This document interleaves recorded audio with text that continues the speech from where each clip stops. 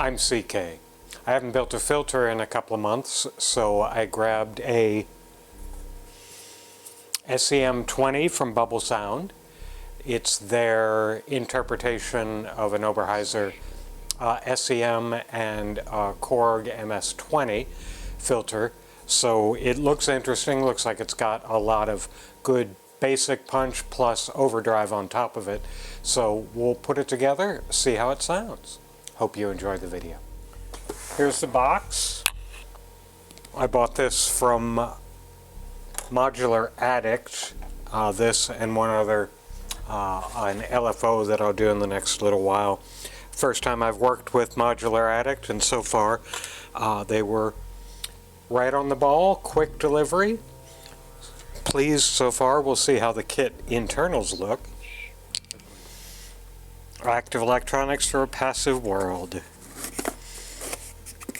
Okay. They're in Chinese. My lucky number is 13. And there's a build guide number.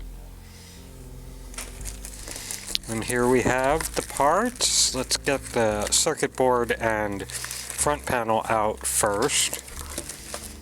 It's kind of big, isn't it?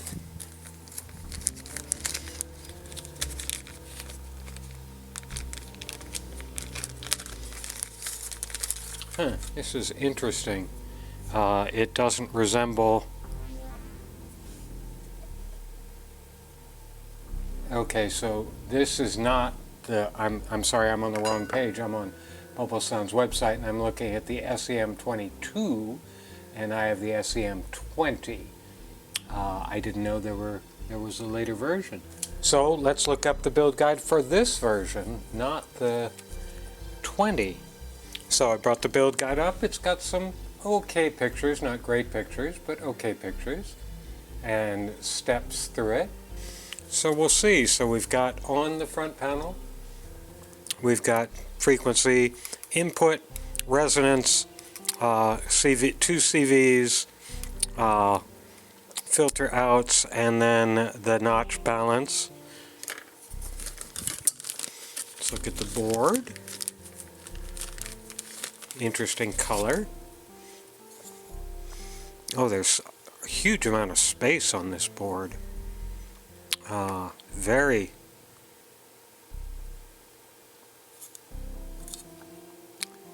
Nothing's really crowded together. All the...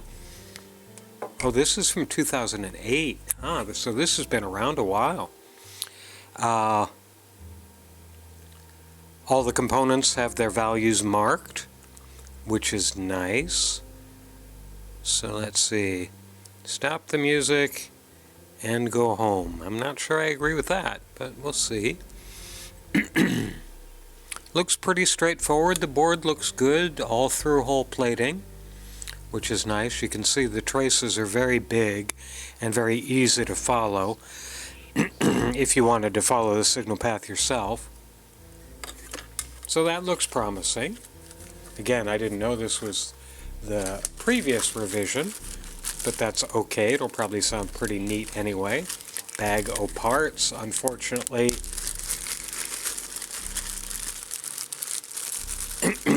Unfortunately, all the parts are bagged individually, which I'm not a huge fan of. But we'll live with that. Pots and knobs. Knobs look good. They have brass inserts, which is really quality. Put that over there. Eurorack power cord, which is very short. Jeez, that's just 7 inches. That's not a lot of power, guys. It's not a lot of flexibility in the back of my rack. More pots. These have a stainless steel insert with a brass set screw. That's interesting. And all the jacks we're going to need. We'll get the box ready for recycling. And we'll dive in. Let's see where he wants to start. So we'll do the diodes first, is what he would like us to do. So let's dig them out. And so many little plastic bags.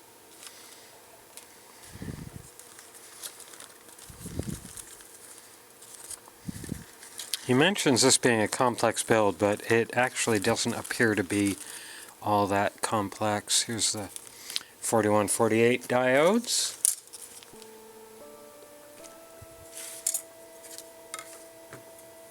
Let's see where they all go. Let's see how they fit in this silk screen. Silk screen is pretty big for the 4148s, but it's okay. I just will bend the wires a little further out than I usually do. He does caution that these diodes are pretty close to each other. Try not to bridge them, even though the ones that are in a row are connected together, so it's not a big deal. I think I know why he's putting these 3 diodes in series like this. I think there's a better way to do what he's doing, but I'm not going to critique what he's done. He may have modified it in the later version, because as you can see, you know, seriously, in 2022, this is a pretty big module for just being a VCF.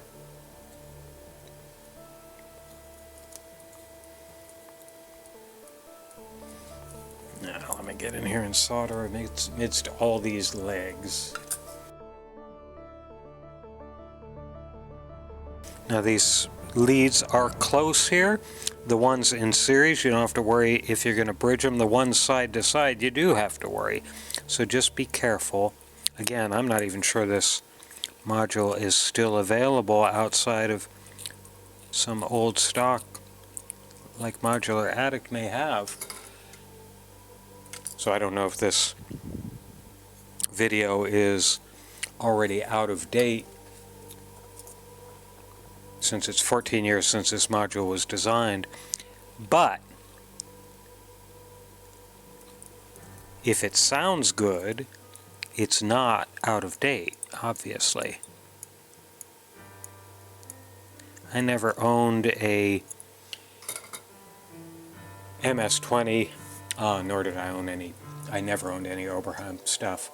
I had, back in 1978, I had a Korg 770, and I loved the filters on that.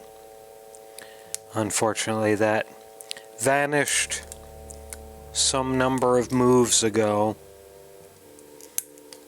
I never did a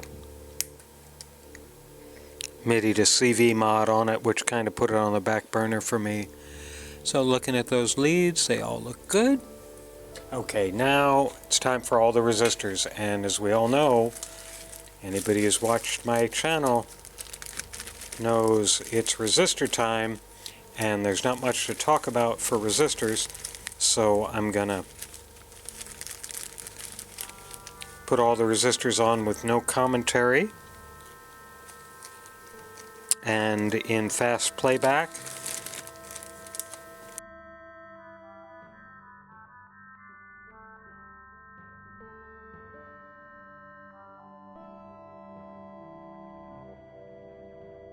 All the resistors are on. Now we'll move on to the caps. And one thing he does mention is that there are two 300 picofarad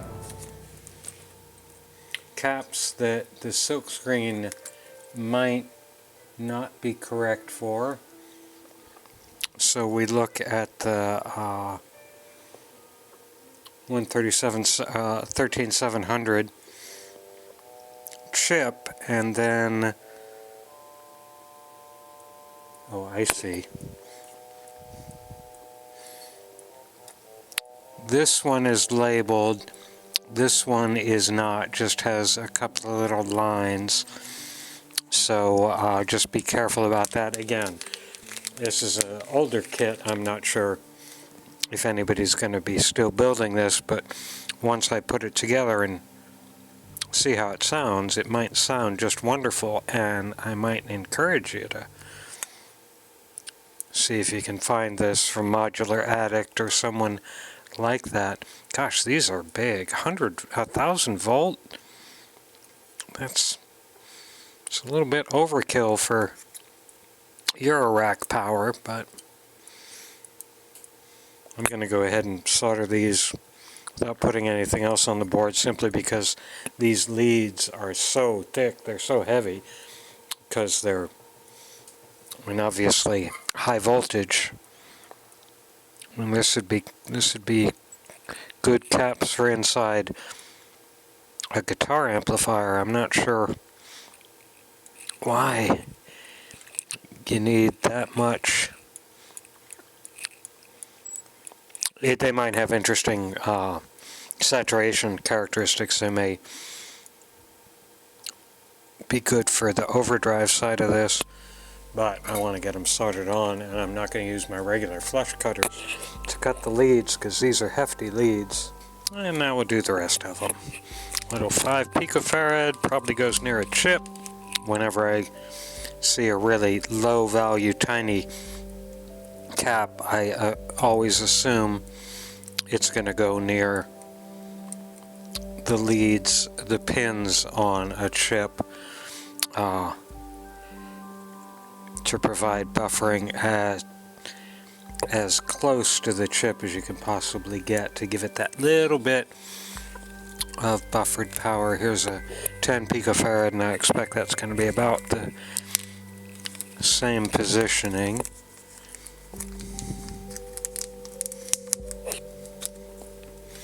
And this one's in the cardboard and tape, and I always just clip that off because it's a pain. Try and fight it out of the cardboard and tape. Now, where is this one?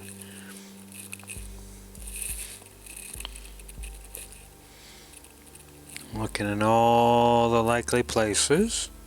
Oh, it goes over here. That's an interesting location.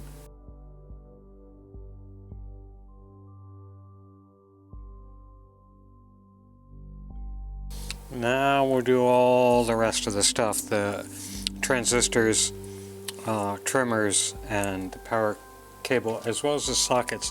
I'm going to do the sockets first with my standard socket technique, which is put it on the board, try and put it on the board. Come on, little guys. Put it on the board, rest the board on my pinky on the back of the board. Solder one leg. Flip it over and take a look. Make sure everything looks good. Yep, that one's secure.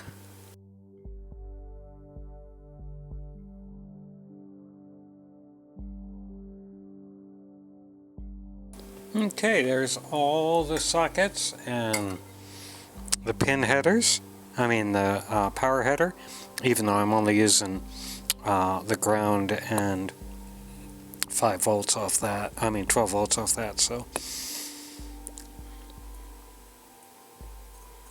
I'm double checking to make sure I got all the pins soldered well and no bridging. All good. Now we'll put the transistors on. 5172. Now 2 or 3 trimmers. 10K. That's the volt per octave, as is typical on most eurorack boards.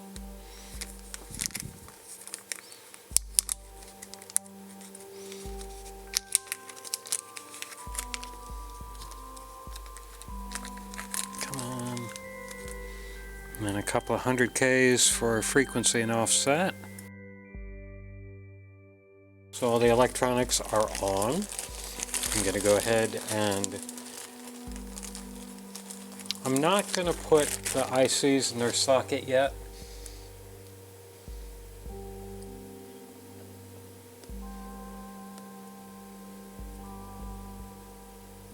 one thing, we want to center the trim pots.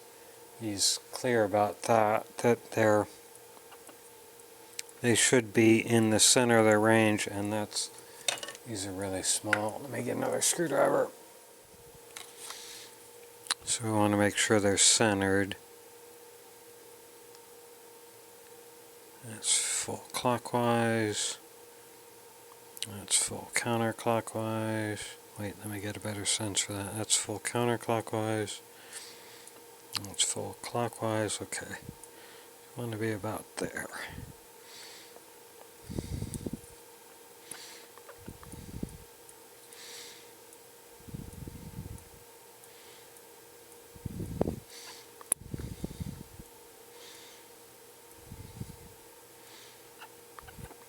So what I'm going to do to make this easier, because he's actually pretty specific about making sure they're centered. I'm going to mark this slot that's fully counterclockwise.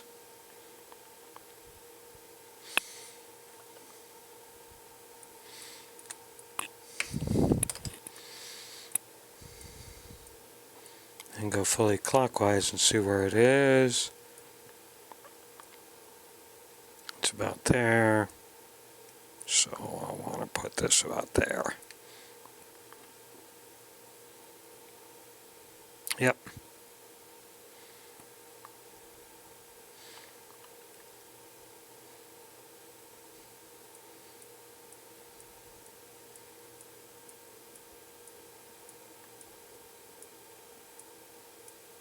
It should be perfect. Now the next part, we're going to put all the pots and jacks and so on, and as you may notice, there's no separate board for those. They'll go on this side of this board.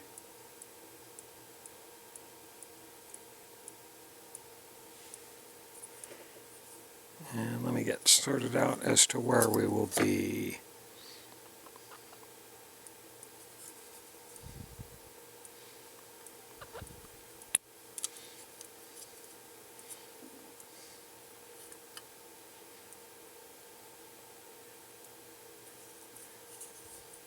So again, where are all the jacks? That'll be a good guide for us.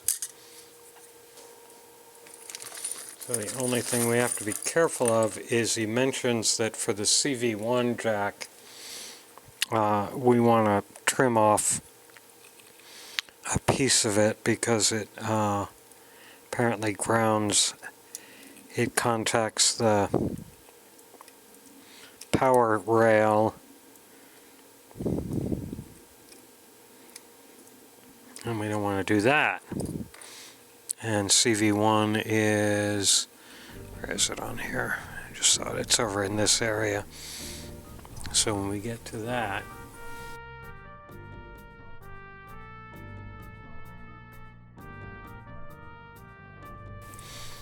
see if you can see it right here. This little bit of flash has got to come off, or else it's going to sit on that piece of solder right there.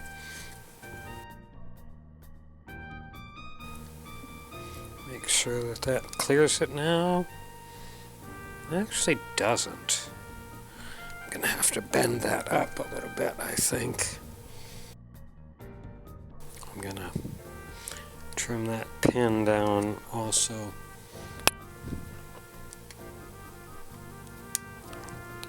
Just to make sure, again, since it's these boards are through-hole plated, I don't worry about cutting real close to the board there. Plenty of space now. Now we'll do our pots.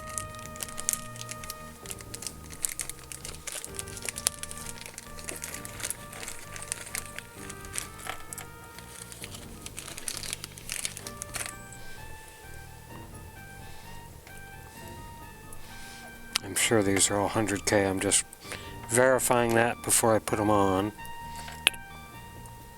So we'll put the 100K pots on here and here.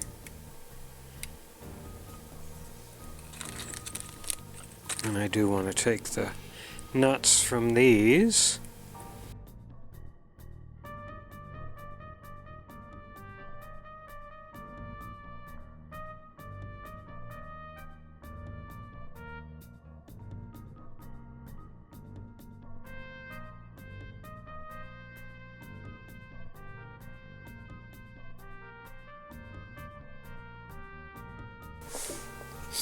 As you can probably see, some of the shafts are not quite lined up right now, and the jacks are a little, like this one is a little pulled. What I'm going to do is I'm going to solder everything down.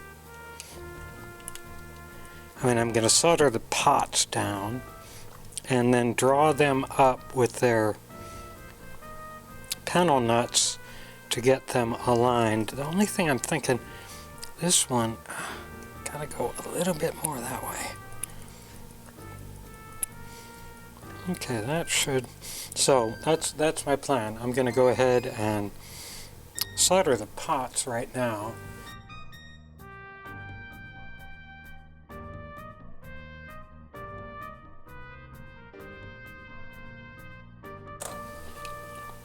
Now, I'm gonna put all the panel nuts for the jacks on. And then tighten them all down. So we'll definitely fast motion this. You don't need to sit through the excruciating panel nut screwing on part.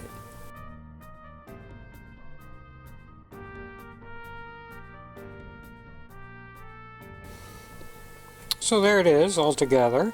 Oh, let me go ahead and put the chips in. Gosh, what am I thinking of?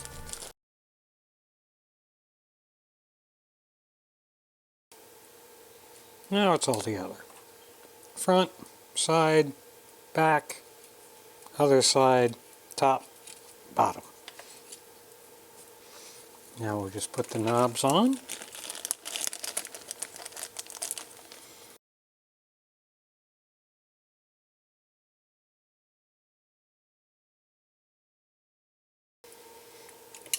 Now we've got it.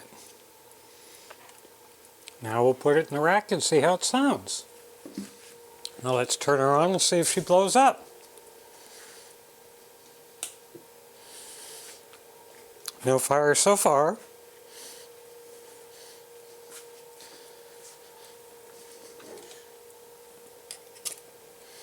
So what we want to do first is do a little calibration. So we're going to take the square wave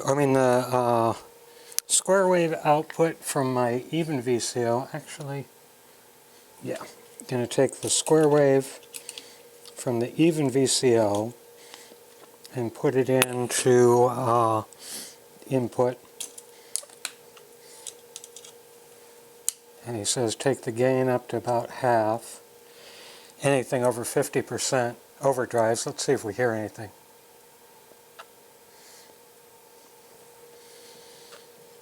Well, I'm not hearing anything.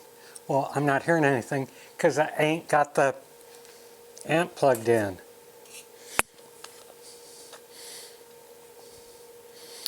And we'll take the output from the high pass. Let me get a higher note value.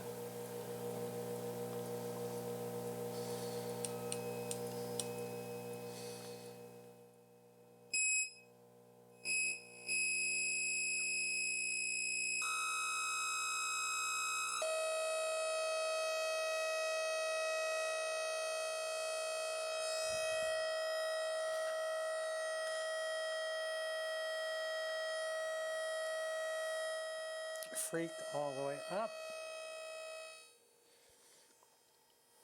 all the way to the right, and res all the way up.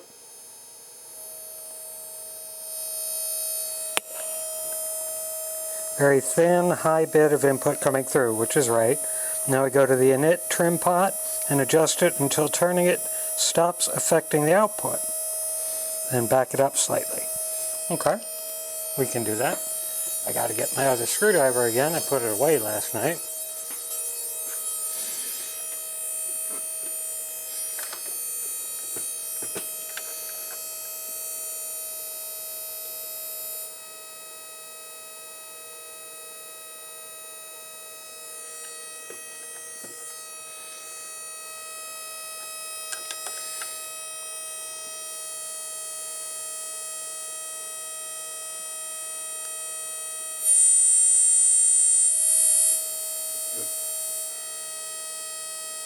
Right about there, and then back it off a hair, he says. Okay, now we can play with it. Let's take frequency down.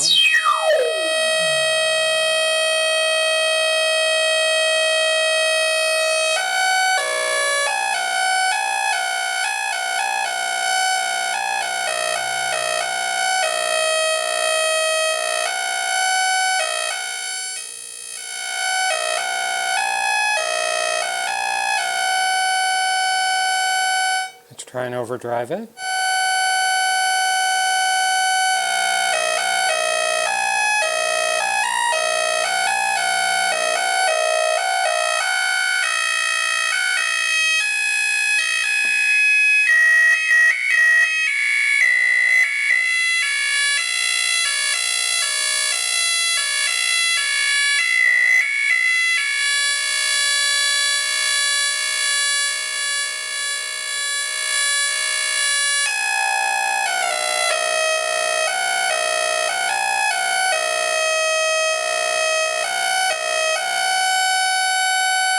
I'm going to put it on my sequencer for CV, just have something a little different.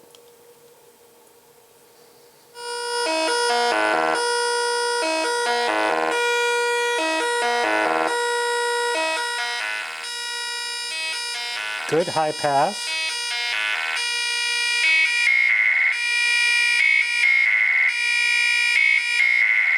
That sounds nice.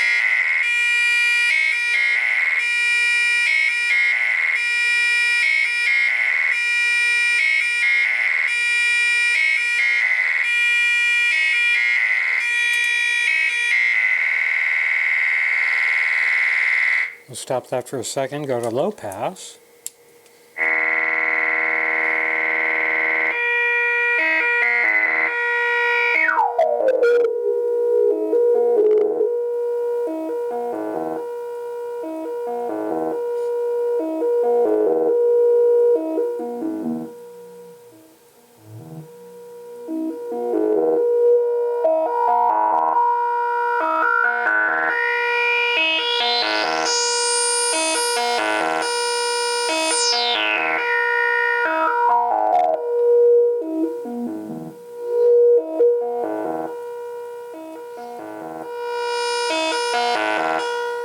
Now go to band pass.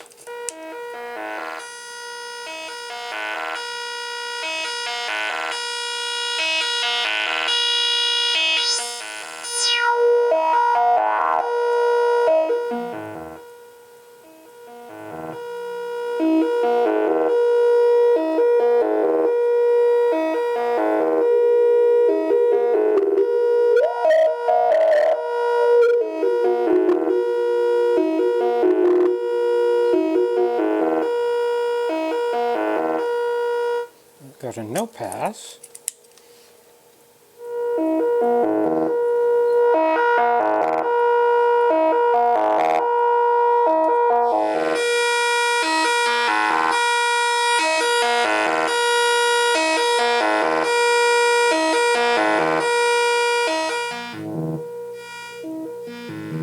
Ooh. I like that a lot. Let's overdrive it.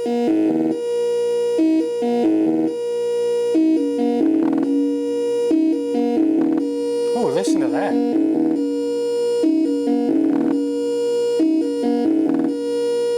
I'm going to try one other thing while I'm here, I'm going to take the, use my ADSR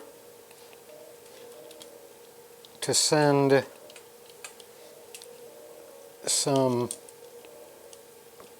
CV input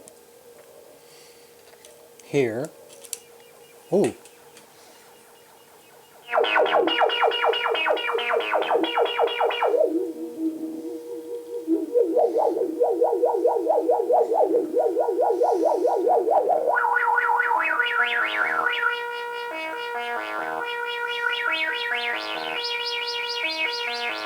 I'm actually going to split that now and send it to both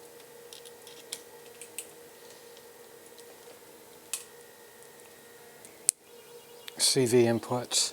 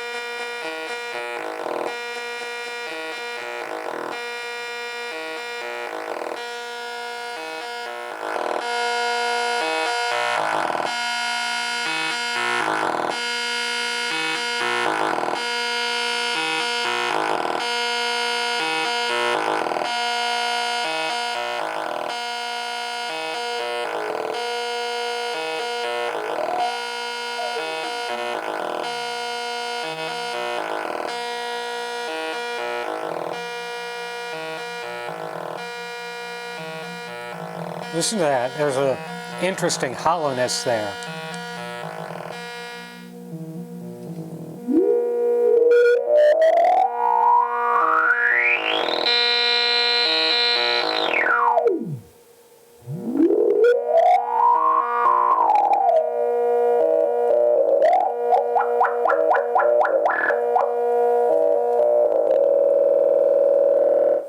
Okay, I could play with that all day.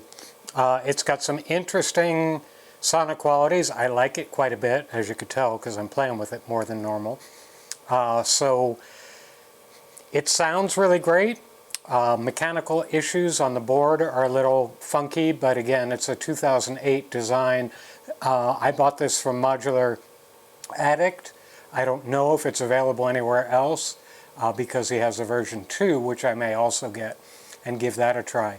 But all in all, except for me spazzing out about the front panel, it's a good unit. Hope you enjoyed the video.